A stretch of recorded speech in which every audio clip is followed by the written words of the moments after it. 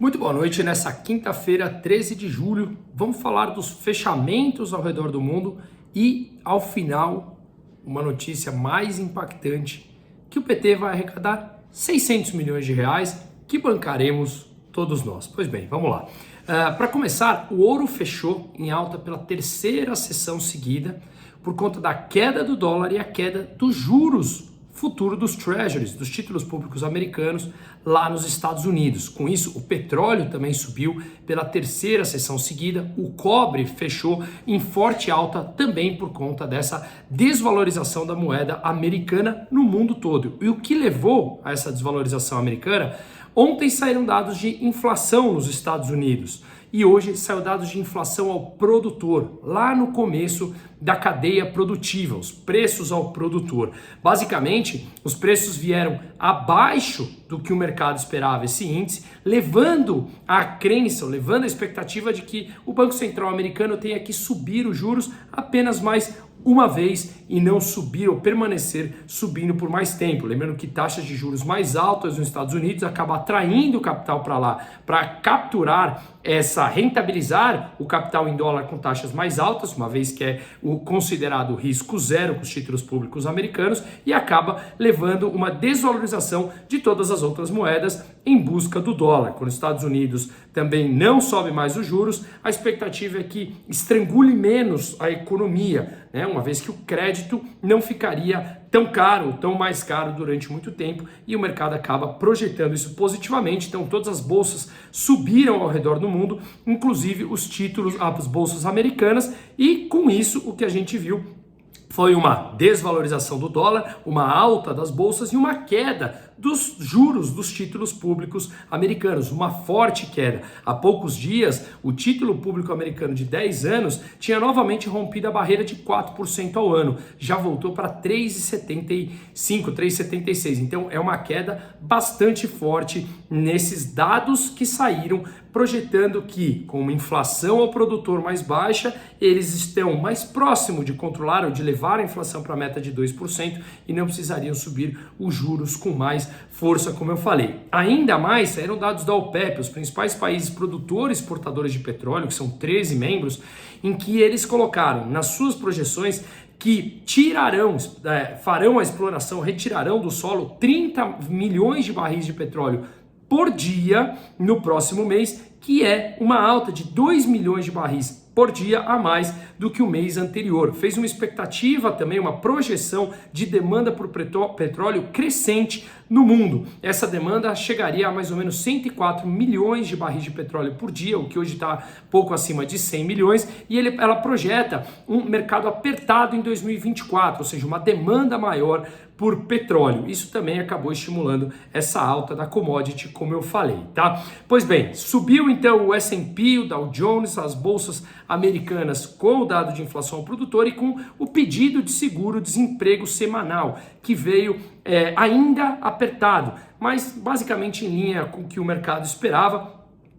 E isso pode mostrar algum sinal de fraqueza do mercado por lá, uma expectativa de fraqueza do mercado, uma economia menos forte faria com que também o Banco Central não tivesse que subir tanto a sua taxa de juros. Lembrando, mercados são expectativas como um todo, né? Com isso, o dólar frente ao euro já está 1,12. O euro se valorizou bem hoje frente ao dólar, como vem acontecendo nos últimos dias, já com essa expectativa que eu expliquei agora. O DXY, que é o índice do dólar frente a uma cesta de 6 principais moedas, perdeu 100 pontos, já está 99,7. Lembrando que em outubro do ano passado estava em 113, agora está em 99, tá? Então foi uma bela desvalorização do dólar frente às principais moedas no mundo. Não é algo só do real, como eu venho falando nos vídeos diários aqui, tá? Bom, dados da China, a exportação caíram 12,4% no mês de junho. A expectativa era uma queda de 9%, caiu quase 12,5%. As importações também caíram 6,8%, quando a expectativa era uma queda de 4%.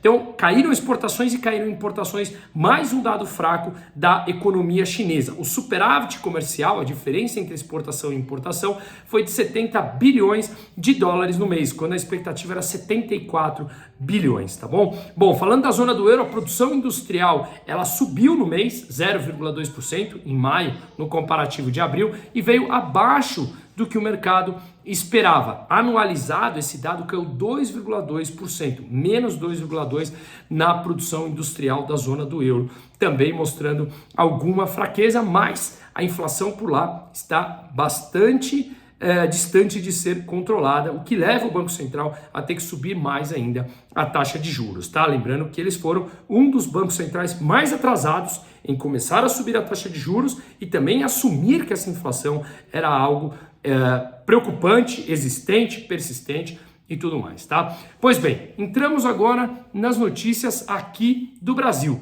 Proposta do GSI em que o governo pode criar uma nova taxa para o uso da internet no Brasil. Ela financiaria a criação e a manutenção de mais uma agência reguladora, mais uma autarquia para nós sustentarmos e colocarmos políticos parasitas lá dentro. Ela começaria com 81 servidores e estariam com 800 pessoas em 5 anos. A expectativa é que o governo arrecade com esse novo imposto a ser criado por volta de 600 milhões de reais. Isso mesmo, você vai pagar 1,5%, se for aprovado, 1,5% a mais de imposto em cima do plano de internet que você tem, né? E outra taxa de 10% sobre o registro de domínios, caso você queira registrar algum domínio na internet. Abre aspas aqui para o assessor especial do GSI. Preste atenção nessa frase.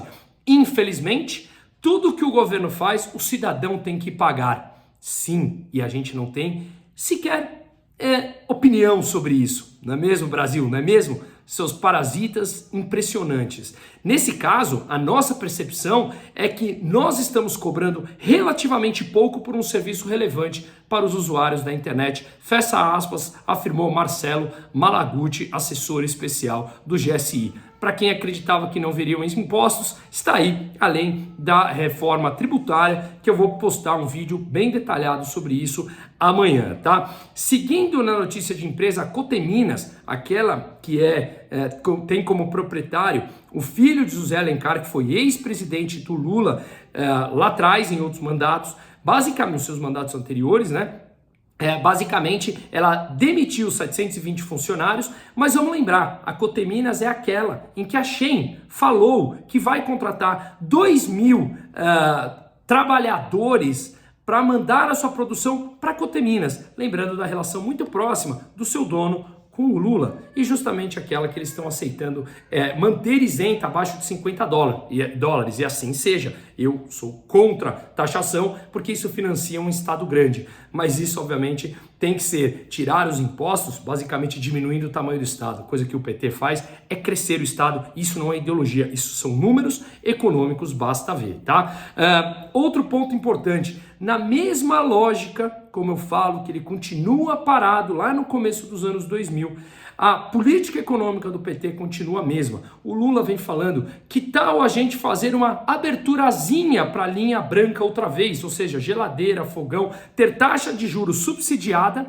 né? Ou fazer como ele fez no seu segundo mandato, retirar o IPI de produtos de linha branca, ou seja, o Estado financiar com dinheiro de pagador de impostos para o povo se endividar ainda mais. Só que vamos lembrar, um povo que pouco conhece das consequências econômicas disso, as contas chegam e chegam principalmente para aqueles mais pobres, como chegou agora. Não adianta a gente olhar e falar que grande parte das famílias brasileiras estão endividadas e olhar um horizonte de 6 meses, um ano. A gente tem que lembrar que isso começou lá atrás, quando o brasileiro tinha mais ou menos 20% da sua renda de dívida lá em 2005, 2006 e agora supera os 60%. Isso começou lá atrás, com essas dívidas que vêm sendo carregadas até agora. Então, de novo, o PT, como eu sempre falo, continua com as suas políticas econômicas falidas e antiquadas, em que no curto prazo ele pode gerar algum boom econômico e muitas vezes uma sensação de falsa riqueza para algumas pessoas. No médio prazo, essas mesmas pessoas sofrem as consequências do endividamento, principalmente através de um processo mais inflacionário na economia. Hoje tem, amanhã, melhor dizendo, sexta-feira, vendas no varejo no Brasil, balança comercial da zona do euro e preços do atacado na Alemanha. Uma ótima sexta-feira.